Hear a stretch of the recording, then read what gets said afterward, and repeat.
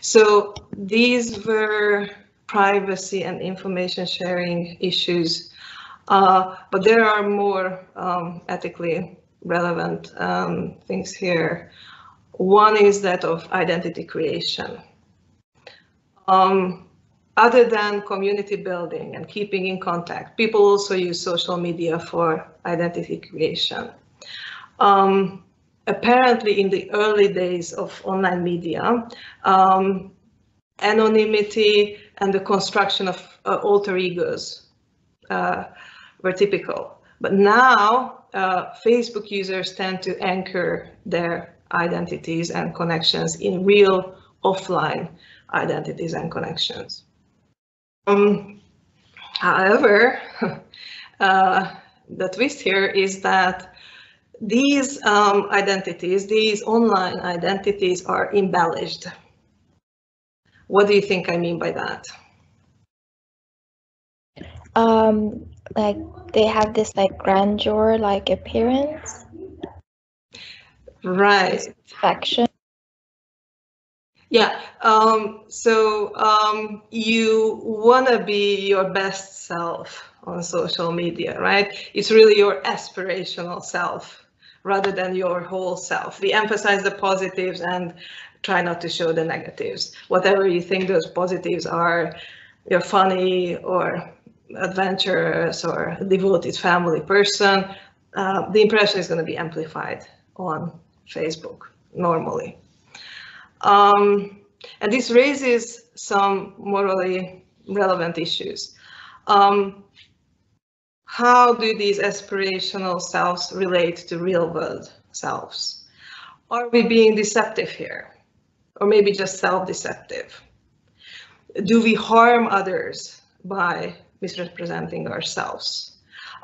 You may have read surveys about the way in which other persons embellished Facebook selves and circumstances contribute to depressive tendencies in some others. Have you heard about this, maybe? So it seems on Facebook, it seems that, yeah, other people's lives are perfect and ours, you know, suck in comparison.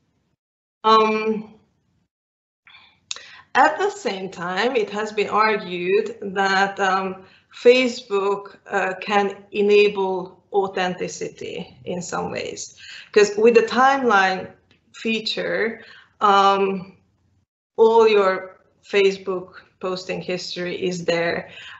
This can prompt you to edit your past, but it can also prompt you to face up to it and assimilate into your self-conception thoughts and actions that might be otherwise conveniently forgotten. Again, on the negative side, ourselves, especially in young age, are formed by other people's input. And in the case of online selves, there is limited input. It's text-based, snapshot-based communication.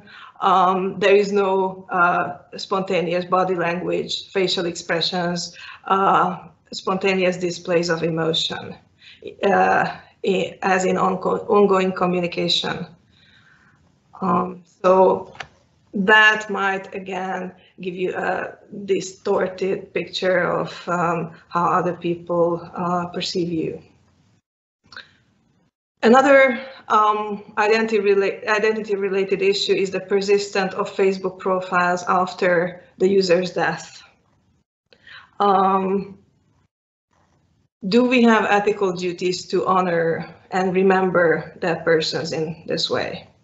Do dead people have ongoing interest in their social presence? Or does it matter what happens to their Facebook profiles or social networking profiles?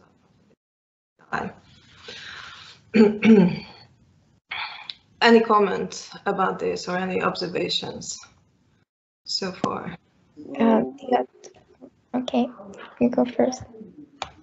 Well, I think that the accounts of the departed people should be shut down, because Facebook accounts and social media's accounts are usually used to stream your actual day-to-day activities, what is going on in your life right now. And if a person dies, it's a bit redundant to keep the account alive. And even if it is in the interest of the people that are continuing to manage the account to preserve the identity of the person, I don't think there is anyone that actually cares about that, because all of the people that have been in the life of the person that departed, that have any interest in the life of the person, have preserved a part of them in themselves.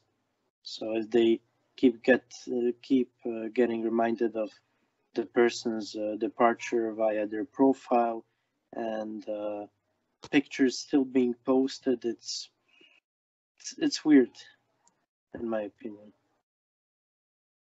Yeah, other people can still post things there.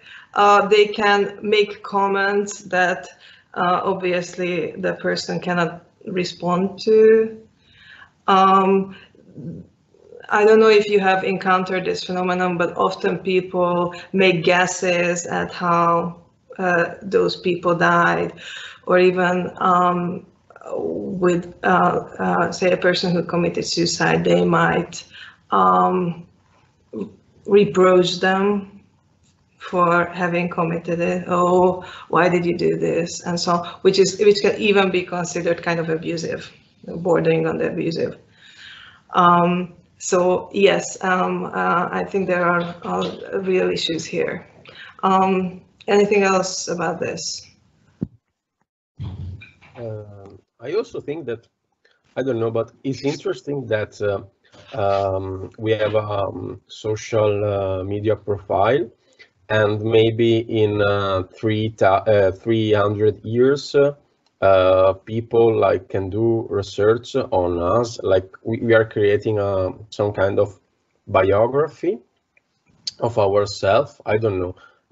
Take an example maybe of a writer, a famous writer that has a Facebook profiles, and he died. And I don't know, in 300 years, maybe someone wants to do research on him. You just can visit his profile and like see how he was. I really think is really interesting. Maybe I will, I don't know, maybe after the death of a person, it's good to not allow people to comment or post anything on the profile, and to let the profile as it is, and keep it. But I don't know really. And maybe, yeah, that's right. Yeah, maybe a crooks with name and a crooks. I don't know. It's weird, but yeah. Yeah, I don't know whether there is any sign that a person has deceased on Facebook. I'm not sure that you can even tell. I'm not sure too. I never see this. Yeah.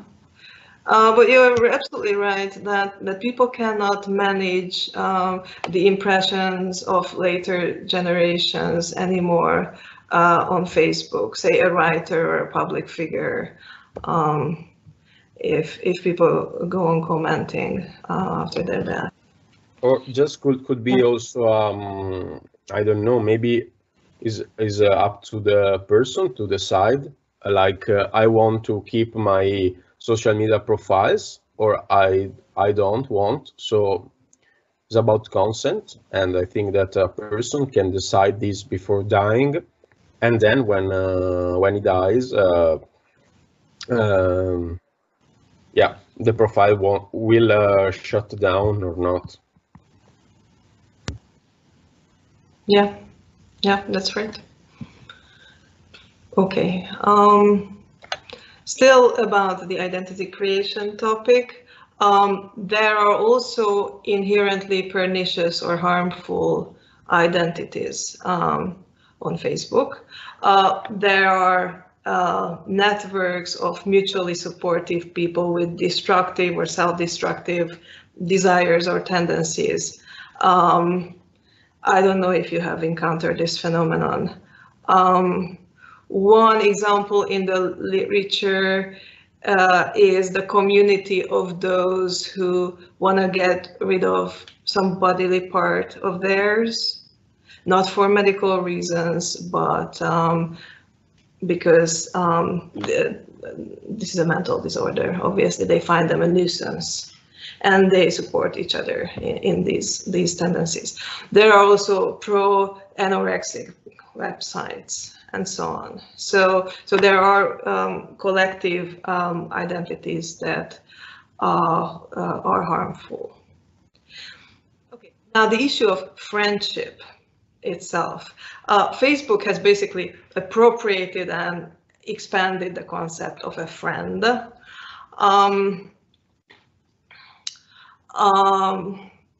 An early concern about this was that people will increasingly only start or form online friendships rather than real-world friendships, face-to-face ones. Indeed, online friendships have certain advantages.